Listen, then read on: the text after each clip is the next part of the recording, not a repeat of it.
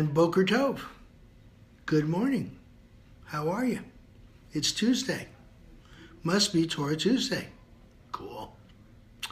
Well, it's not all giggles and cheers here today. This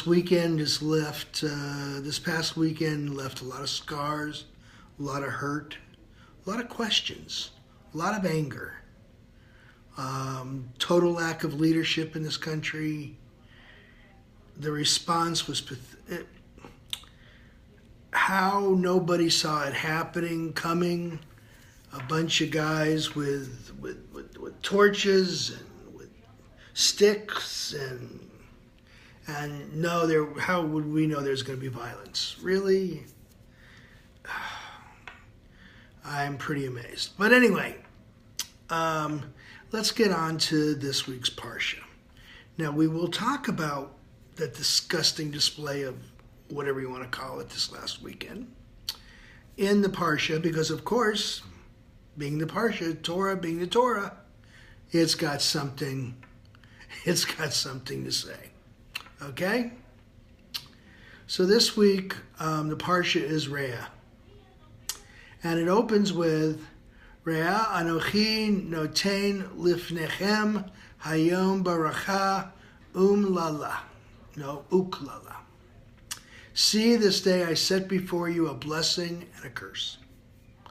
This is Moses' third of the three speeches to the children of Israel right before they enter the Promised Land. He reemphasizes kashrut, not following false prophets, observing Pesach, Sukkot, Shavuos, and doing tzedakah. So, why is this particular retelling of the mitzvot different? By saying, this day I set before you a blessing and a curse, Moses is giving the children of Israel a choice. Obey the mitzvot and be blessed. Disobey and be cursed. Moses telling the children of Israel that they have the ability of free choice. Obey and enjoy everything in the Promised Land. So, let's talk about the false prophets part. No, I'm not going to give him, he's got enough delusions of grandeur. Okay? What I'm talking about is incompetent, narcissistic, obviously un-American behavior. This is leading our country? Really? We're calling this a leader? I won't even call him, I'll just call him 45, okay?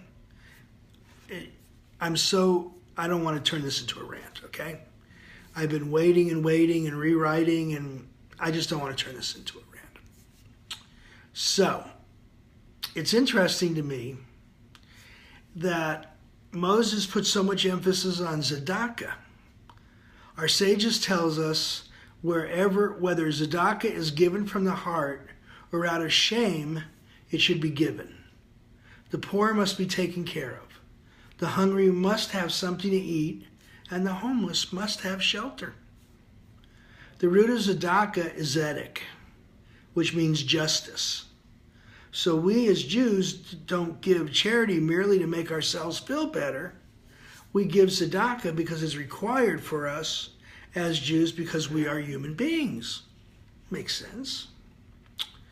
We have the ability of free choice. But it comes to tzedakah, we really don't have a choice. Now, when it comes to the horrible display of last weekend in Charlottesville, we have only one path. We have only one direction. We have only one response we can take. Outrage, disgust, unlike our leadership, unless that him in the White House, we cannot lay down. We cannot wait 3 days to condemn anybody because it's politically proper. We have to cut it off right there where it happens, when it happens. Okay? I would like to congratulate all the people, especially the rabbis and the clergymen who went there to confront them. I would also like to congratulate the press, who was pretty much right on this one. except for the obvious one. What's his face's Fox? Duh.